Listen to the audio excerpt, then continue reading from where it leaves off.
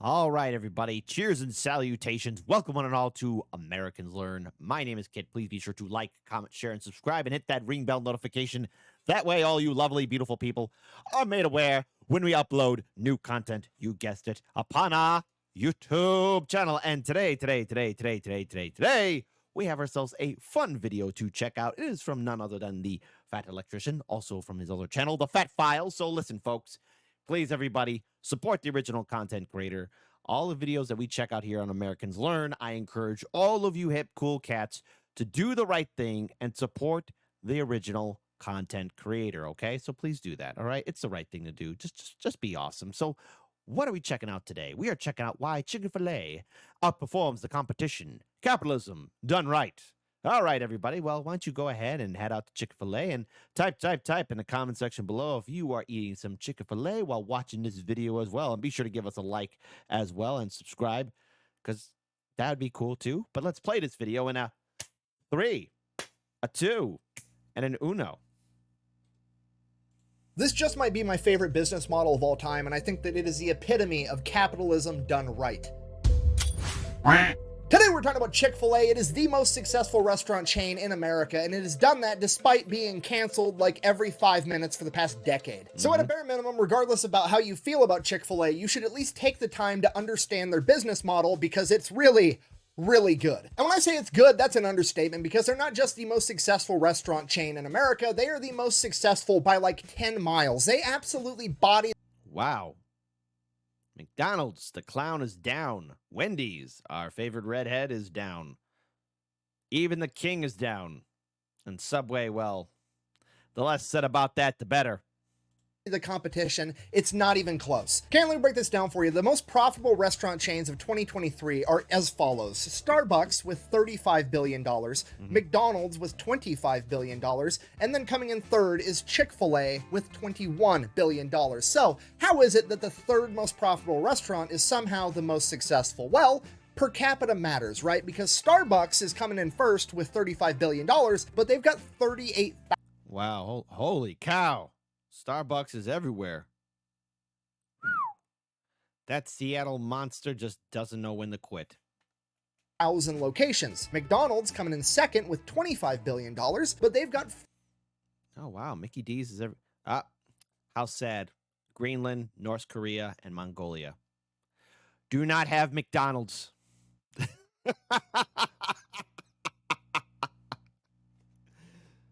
What? Hey, you should. If anyone does any kind of trivia games, what does Greenland, North Korea, and Mongolia all have in common? What restaurant is not in their territory?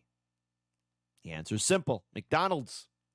40,000 locations. Chick-fil-A is coming in third place with $21 billion, and they have 2,900 locations. Okay, These other restaurant chains are 12 times larger and have roughly the same output as Chick-fil-A, meaning that the average Chick-fil-A is like 12 to 14 times more profitable than your average McDonald's or Starbucks, which is absolutely fucking insane. And then it gets even crazier when I remind you that Chick-fil-A isn't open on Sundays, meaning that Chick-fil-A is outperforming all of its peers with less locations, working less hours a day, working less days per week. And we're going to get into how that's possible. That's actually pretty good right there.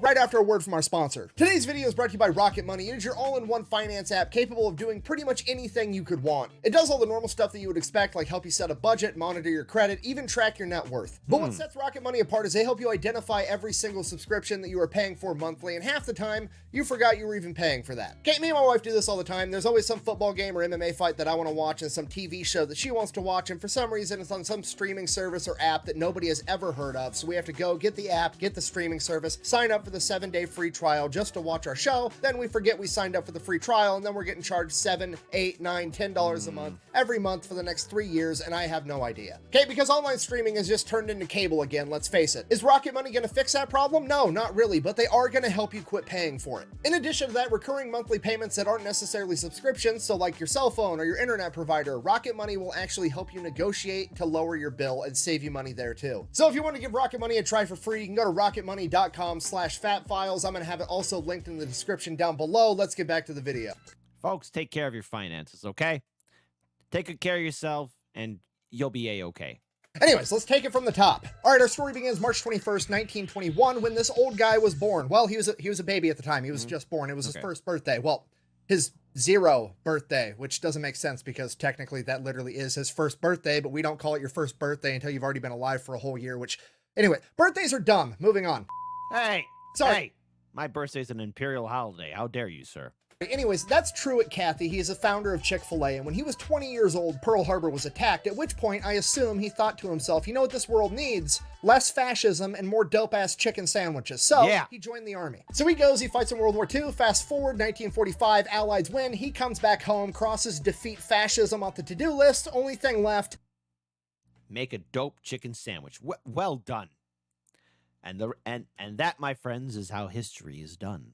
Make a dope-ass chicken sandwich. First things first, gotta have a restaurant, right? So he opens up his own restaurant. It is called Dwarf House, and it is open 24 hours a day, 6 days a week, every day except for Sunday. He's a real religious guy. Whoa. He just believed in taking Sundays off. So that's what he's up to for like the next 21 years, from 1946 till 1967. He's running this singular restaurant that is his, getting a bunch of experience, learning, you know, doing the whole shtick. His current restaurant has this enormous menu. Then one day in 1967, he's working with this food distributor that offers him a deal on chicken breasts because they are selling chicken breasts to the airline, and the airline can only take these little tiny chicken breasts that fit inside the little itty bitty airline food trays. So all the chicken breasts that he's going to be getting are just the big juicy ones, and he's like, yeah, I can figure something out. From there, he goes into his lab trying to figure out the best way to cook chicken breasts, and he decides he's going to pressure cook it inside fancy peanut oil with his secret blend of herbs and spices, and that recipe is still locked up in Chick-fil-A headquarters to this day. So he's done it. He's made the best fried chicken the world has ever seen. So he's like, okay, only problem, it's pretty greasy. Like it's really greasy. It's too greasy to eat with your hands. So he's like, okay, well, I'm just going to stick it inside of a hamburger bun with butter and 2 pickles and make it a sandwich. And thus the chicken sandwich was born, or at least that's what Chick-fil-A says. They say that they're the ones that invented the chicken sandwich, and this was it. So he's like, you know what? I'm done with this enormous menu selling all these different items. I'm just going to sell this chicken sandwich. I'm going to rename my restaurant from the Dwarf House to Chick-fil-A, and this is all I'm going to sell. And the rest is history, okay? Fast forward like 60 years. Guess what they're still doing today? They are selling that exact chicken sandwich, which leads me into the first principle of why they're so successful. They follow the simple rule of if it's not broke, don't fix it. Okay, there you go. It's perfect. Leave it. I can't stress that out enough. It ain't broke, don't fix it. All right? Oh, my hair's not working. My hair's not working right. All right, there we go. If it ain't broke, don't fix it. Alone, nobody touch it, just keep selling the exact same thing that got you here. I know that sounds simple and dumb, but most companies can't help but fuck this up. Yeah. That is a Cheez-It inside. 16 times the size of a regular Cheez-It, I present to you the Cheez-It Crunch Wrap. Okay, and That's not real. That's from a Saturday morning cartoon show, right? Or from SNL. Hell, it's an old Mad TV skit, ain't it? That's not real. And why is it that I'm going to have a sinking pit in my stomach in which all of you, our lovely, beautiful subscribers, one of you is going to type, actually, Kit, it is real. I'm so sorry. I'm going to watch that again. That is a Cheez-It inside. 16 times the size of a regular Cheez-It, I present to you the Cheez-It Crunch Wrap. okay, and I can give you a real life Hold on. I just noticed that. Cheez-It, I present to you Editor's note. Editor's note. the Cheez-It Crunch Wrap. Regretted hours. Okay, and I can give you a real life example why changing shit up and having promotional items all the time is a terrible idea. I used to eat Doritos all the time. Then, one day, Doritos came out with this new flavor called Buffalo Ranch Doritos Jacked, and they were the best Doritos on the planet by like 10 miles, and I probably ate Don't you mean Doritos? a bag of them every day for several years straight. Then one day they just disappeared and they quit making them, seemingly for no reason. I can only assume it's because it was driving down the sales of all the other flavors because they were the best Doritos ever. And now, Doritos. guess what? I just don't eat Doritos anymore because every time I eat a normal Dorito or a Cool Ranch Dorito or a sweet chili Dorito, I go, oh, It's like a shittier version of Doritos Jacked Buffalo Ranch, and I don't even like it anymore. Okay, because you gotta realize, people are creatures of habit. I would have habitually eaten a bag of Doritos Jacked every day till I died if they gave me the option to, but they took Doritos Jacked away, then they essentially broke my habit for me, and I just never went back to eating normal Doritos, okay? So, it was a giant mistake to have the promotional item in the first place, because if they didn't have that, I probably would have just kept eating normal Doritos for the rest of my life. But no, they fucked it up. Oh. Look at that. And look, first of all, bigger, bolder, thicker. Ooh la la. That's what she said, ladies. Or that's what he said to her, ladies. There you go. But it's pronounced Doritos. Doritos. He's calling it Joritos. Why is that? Which leads us right into our next principle, the KISS principle. Keep it simple, stupid. And this is really where Chick-fil-A excels. Okay, let me break this down for you. Here's their entire menu. They sell chicken sandwiches. That chicken can be fried or grilled, and it can come with cheese or lettuce if you want. And then they also have chicken nuggets and chicken tenders. That's it. That's like the whole menu. And some of you are like, wow, that's not a lot of variety. I'd probably get bored if I went there a lot. First of all, unlikely. It's the best chicken sandwich on the planet. Secondly, even if you did get to the point where you're like, you know what? I don't want a chicken sandwich. Cool. Then don't go to Chick-fil-A, okay? If you don't need plumbing work done, don't call a plumber. But if you do need plumbing work done, you call a plumber. And Yes. if you want a chicken sandwich, you go to Chick-fil-A because it's the best chicken sandwich, okay? There's nobody on the planet that's like, man, I would really enjoy a chicken sandwich right now. And they pull up to an intersection and there's a McDonald's right next to a Chick-fil-A. 0 people on the planet are going to go to McDonald's for that chicken sandwich, okay? None. Nobody. Chick-fil-A has picked its arena of battle, and when it comes to chicken sandwiches, they are the undefeated heavyweight champion. Which honestly is exactly how you should tackle pretty much anything in life, okay? Pick the one thing that you want to excel at and just be the best in the world at it, and you're going to make way more money than anybody else, okay? Let me break this down for you. Every person that you've ever looked up to, pretty much ever, you've admired for the fact that they are the best in the world at something, or they excel at one thing in particular, okay? Michael Jordan hasn't played basketball in decades, but everybody on the planet knows who Michael Jordan is because that motherfucker. Yeah, that's right. Represent Chi-Town. God, man, I can't stress it out enough. The '90s when the Bulls were winning the NBA championship, man. Oh, this city was a buzz with life, man. Oh, it was a glorious era, a magnificent era. The Chicago Bulls truly were a force. I'm glad I saw it in my lifetime, but I don't think I'll ever see it again. Was the best at playing basketball. Okay, you've never had a role model in your entire life where you're like, wow, I really look up to this person because they're pretty mediocre at a bunch of random shit. Mediocre! Okay, so picking the one thing that you want to be the best at and pursuing just that is a good strategy for pretty much anything, but when it comes to restaurants, it is uniquely awesome, and here's why. Picking one type of food to be the best in the world at makes the menu smaller, and making the menu smaller not only makes your employees better and the food better, it makes the customers better. Because the menu is small, customers are going to have less things to choose, they're also going to have less things to remember, so after you've been to a Chick-fil-A like twice, you know the entire menu, and even if it is your first time there, there's less things to choose, so you're going to pick one quickly, and then you're going to move it along. That means the lines are moving faster. You don't have people standing there looking up at a menu with 10,000 different items, drooling on themselves, desperately trying to figure out what they want. No, it's like Aldi. You have one option, pick it and move it along, okay? So now, not only are you getting a delicious chicken sandwich, you're getting it even faster, improving customer satisfaction. And there's still more to it because now on the other side of the cash register back in the kitchen, there's less items on the menu. That means that there's less variables, and less variables almost always leads to less fuck-ups. So not only are you getting a delicious chicken sandwich, you're getting it fast, and you're getting it how you wanted it to be in the first place, okay? No debate, no conversation. If it ain't broke, don't you dare fix it. Okay? Customer satisfaction is through the roof. Okay, and at this point, some of you think, surely I'm exaggerating, and having a smaller menu can't make the business that much better. But you're wrong. Well, hold on, let me see that again. Surely I'm exaggerating, and having a smaller menu All right, Burger King. It's got all that. All right, that's a lot. can't make the Mickey D's. That's got all that. business that much. Okay. All right. You know what?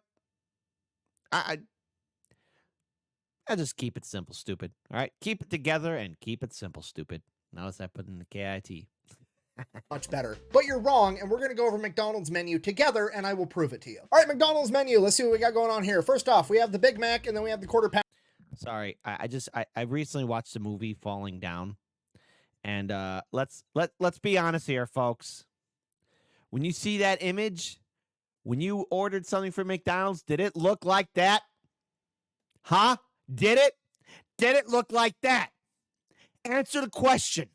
Don't be like, oh, I don't know. It's a yes or no. Did it look like that? And if somebody writes, well, it looked like that in my dreams. No, that doesn't count.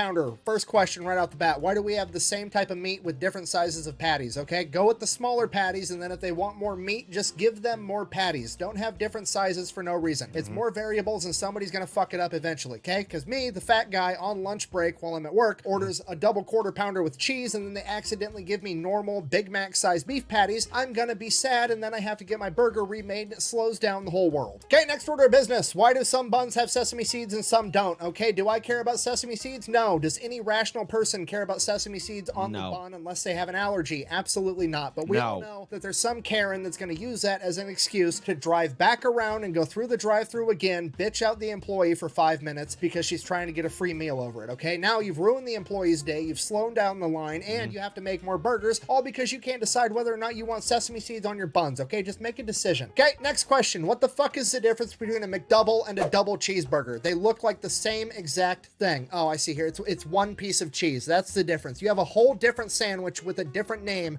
over one piece of cheese. Okay, just pick how you're making a double cheeseburger. Do you want it with one piece or 2 pieces of cheese? Don't have 2 different options, because now I have to listen to the next 10,000 people ask, what's the difference between the McDouble and the double cheeseburger? One's cost 7 cents more because it has an extra piece of cheese. Okay, that's dumb. Get rid of it. They're the same picture. All right, moving on. Chicken and fish, adding 2 more types of meat, which is more variable, so that's bad right off the bat. Secondly, the best sounding one is the Bacon Cajun Ranch McCrispy. Now, unfortunately, it's a limited time only item, and it's probably the best one because that sounds way better than a regular McCrispy, which means I'm never going to eat a regular McCrispy ever again because I'm always going to be thinking about the one that got away, the delicious Bacon Cajun Ranch McCrispy, okay? Stop doing limited time and seasonal items. Every time I lose a limited time item, it's like getting dumped by a girlfriend, okay? Quit putting people through that. Either keep the item or don't keep the item. Okay, next order of business. Why are we adding a 3rd additional bun? Okay, this one also has no sesame seeds. Just put the no sesame seed bun on this one, or if this bun is better, just get rid of the shitty bun altogether. Okay, then we come to this philosophical conundrum. What is the difference between the McChicken and the McCrispy? Can somebody explain this to me? That's rhetorical. I'm fat. Of course I know the difference. Okay, this one right here is where they're trying to knock off Chick-fil-A. Hey, body positivity. Don't be talking down about yourself.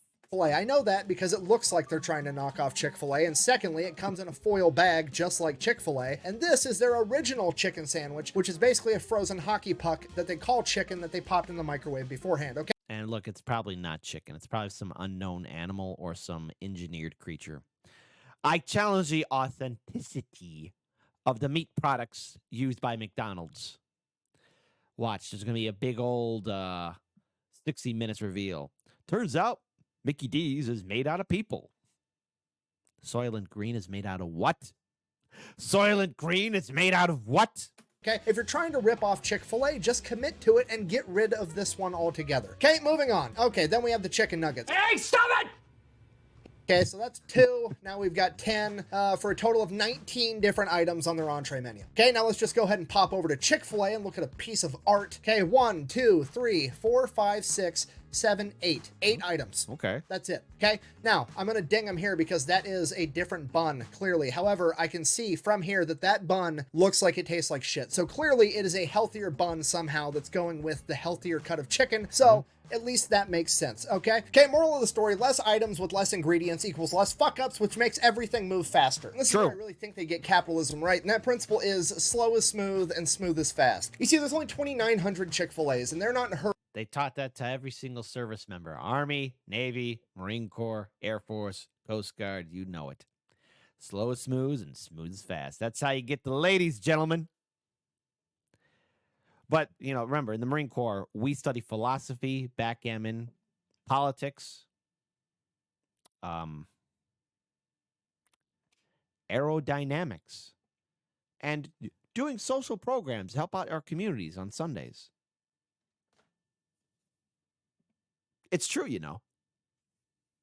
hurry to put up a bunch more. They would rather have one really good Chick-fil-A as opposed to 10 pretty mediocre ones. And that's why one Chick-fil-A makes 12 times as much money as a McDonald's. And having this mentality allows them to focus on the original goal, which is just having good food. When you compare Chick-fil-A to McDonald's as far as opening up a new location goes, it's insane how different their mentalities are. Because McDonald's is meticulous, they go full psychological warfare mode on where they're going to put all of their locations. I'm making these numbers up, but this is roughly what their process is. If you come to McDonald's with millions of dollars, say, hey, I want to open up a McDonald's. They're like, cool, give us the general area. Then they send people out to sit in potential locations, and those people just sit there and count how many cars drive by. Click, click, click, click. And McDonald's knows out of every 100 cars that drives by, 3 of them are going to pull into McDonald's, and they know that every single person that pulls into a McDonald's on average spends $12 or whatever. Before McDonald's even breaks ground on the new restaurant, they can predict within $10,000 how much money that location is going to make that year. Chick-fil-A, on the other hand, doesn't give a shit. They're going full Field of Dreams approach. If I build it, they will come. Okay, they can't tell you within 10,000. I see. I'm like, hey, look, there's a chief manager at Chick-fil-A. Like, you know, they got a lot of interesting bovine features, but whatever. But I have noticed that there's a lot of cows that have been promoting Chick-fil-A, good old Chick-fil-A. There you go. It's I just been noticing it. I remember one time I was minding my own business, I was just thinking to myself, hey, I should get some fast food, and all of a sudden this car drove by and said, "Moo, go to Chick-fil-A," and the car drove off. Interesting enough, that person had some bovine features too. But perhaps I'm thinking too much about it. $1,000 how much money you're going to make in your first year, but guess what? They can tell you it's going to be more than any fucking McDonald's around. And because they grow so slowly, they're not like a normal franchise where just some rich millionaire dude can come up and be like, hey, I want to own a Chick-fil-A and never actually work there. No, Chick-fil-A owns every Chick-fil-A. They own all of it. They own the restaurant, the property it's built on, and all the equipment inside of it, okay? If you want to run a Chick-fil-A, you become an operator, at which point you get 50% of the profits of that restaurant that you run, okay? They are extremely picky about who they let run Chick-fil-A's. You almost always have to have worked there for an extended period of time and worked your way up. These people end up making over $250,000 a year, and they have to have a very, very small investment. I think it's like $10,000, and it's not even technically an investment. It's more or less a security deposit, because if this person goes to a different job or they retire, they actually get that money back, assuming that the restaurant that they were running is in good condition when they leave. According to their website, like over 10,000 people every year apply to be an operator and run a Chick-fil-A, and they pick like maybe a couple hundred. They have a less than 1% approval rate for people going through an extensive interview process that includes writing essays, background screenings, and everything else. Now, obviously, there's pros and cons to this, just like everything else. One of the cons being, while you are the operator, you're technically not the owner, so you kind of always have that dangling over your head, like you're not actually the owner of the Chick-fil-A, you just run the place for somebody else. But at the same time, I think that it also incentivizes all the employees that work there, because there is actually a clear path of like success. There's a real career there where you can actually work your way up the ranks and start making hundreds of thousands of dollars a year, potentially at a job that you started when you were 16 years old working in high school. Okay, like I think it does a lot to the morale and the overall culture of an entire company to actually have a visible ladder there that people at the bottom can climb up to the top. So I could kind of relate to this just a little bit. So before this wonderful time, I actually used to work at Costco back in the day, and it was a job. I had my moments there, but I gotta tell you, of all the jobs I worked at after my time in the Marine Corps, the Costco was the best one. All right, I mean, I'm going to only speak from my experience, but if I had to rate it, it's up there, like second place. Second place. Obviously, Marine Corps is close to my heart, always will be. But that wasn't a job. That was an honor service. But if anything came close to where I was treated all right, I'm speaking about my experience. Costco was pretty cool. So that's why Costco's number one. I know that the fat electrician like all these, whatever. Okay. Costco's number one. Never forget that. Because, I mean, let's face it, a lot of these restaurants, like, yeah, technically you could own a McDonald's, but also I think McDonald's charges $50,000 or $60,000 just as a franchise fee to open up the restaurant. Then hold on, we're watching that again. Charges $50,000 or $60,000. Jeez, Subway, hold on, you're way out of pocket. KFC, Burger King, Mickey D's, and Taco Bell. Just as a franchise fee to open up the restaurant. Then you also have to pay for the restaurant. Basically, you need like between $2 and $3 million to open up a McDonald's. So as a person working at the cash register, that dream of potentially owning one, I guess technically is possible, but also highly, highly unlikely. And the problem with that is instead of getting people that work their way up from doing dishes in the back all the way to running the store, you just get a bunch of multimillionaire assholes that want to buy 50 McDonald's so that they can make even more money while also not working. Whereas Chick-fil-A, it's really hard to get a single Chick-fil-A, and then if you prove yourself and you're really, really good, sometimes they'll let you get a second or a third one. Less than 15% of all Chick-fil-A operators, which is their equivalent of like a franchise owner, actually run more than one Chick-fil-A, and they're all highly successful. So at most, you're only allowed to run Chick-fil-A. While with other chain restaurants, you can just buy like 60 of them, make a bunch of money, and never have to set foot in the place, and then your culture sucks, nobody cares, it's just a giant money-making machine to you. Whereas with Chick-fil-A's strategy, even the people at the bottom of the totem pole could be like, oh shit, that's the guy running the show right now. He's here. He cares. He's helping me. He's been through what I've been through because he worked his way up. And I think that does a ton for the culture of a restaurant or any business, really. And I think it's... And look, hey, just to bring in a historical lesson here. When Julius Caesar was facing off against the foul barbarians of Vercingetorix, in the siege of Elysium, yes, or Elysia, yeah, siege of Elysia, right? Caesar put on his red cloak and fought with his legions at the front line, as he should. There's nothing better than seeing your commander on the ground right there with you.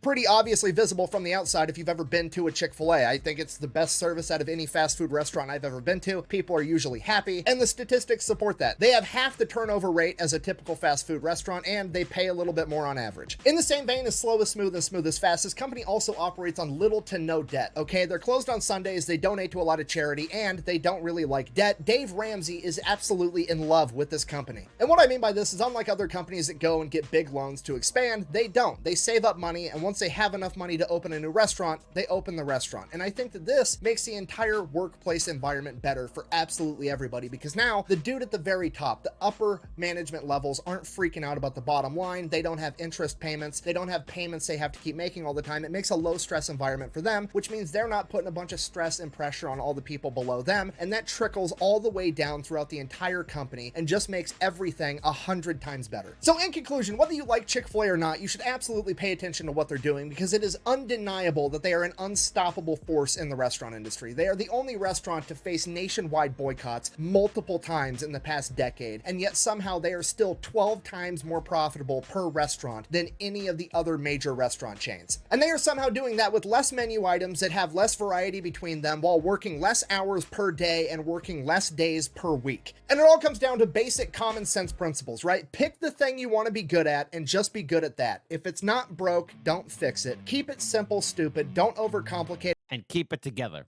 it along the way, and slow is smooth, smooth is fast. Just don't be in a hurry. If you can apply those 4 things to literally any situation in life, you're more than likely going to be successful at it. Thank you for watching. Best way to support the channel is go buy some merch over at thefatelectrician.com. Quack, bang, out.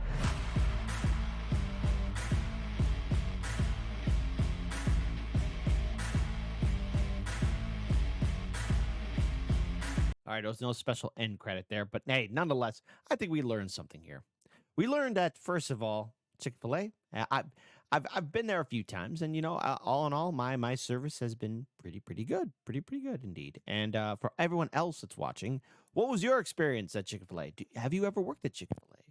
What do you think about the whole hashtag cancel Chick-fil-A? I mean, look, hey, a business that is open, at least 6 days. And Sunday, it's a day off. I mean, let me just say something here, folks. When you work retail or, in the service industry, there's nothing more glorious than knowing that you got that day off just around the corner. But knowing that you got that Sunday day off and that's assured, oh, that's the chef's kiss right there. So what are your thoughts? Do you agree with the fat electrician? Do you think that he is correct about Chick-fil-A? Also, how do you pronounce Doritos? I'm gonna listen to that again. How do you pronounce Doritos? Because he was pronouncing it a little bit differently. So hold on. Where is it at? Where is Doritos? Doritos line. Am I missing it? Yes, I am. I don't think so. Maybe. Maybe not. Here we go. Here we go. The Doritos line. Let's go listen to this one more time. Oh, it's like a shittier version of Doritos Jacked Buffalo. Doritos. I call them Doritos. Am I wrong on this? Have I been the fool? Oh, you see, a pause at a perfect time. He's like probably saying, yes, you are. All right. Anyways, folks, be sure to like, comment, share, and subscribe. Be sure to hit the ring bell notification, but also please support the Fat Electrician. Support him on all of his content. Do that right now. It's the right thing to do. It's the one thing to do. And I expect all you beautiful, lovely people to do that because you're awesome. And, while you're at it, you look a little hungry. Put down the smartphone. Turn off the computer. Why don't you grab yourself a Chick-fil-A or Chick-fil-A and a bag of Doritos. However you pronounce it. Much love.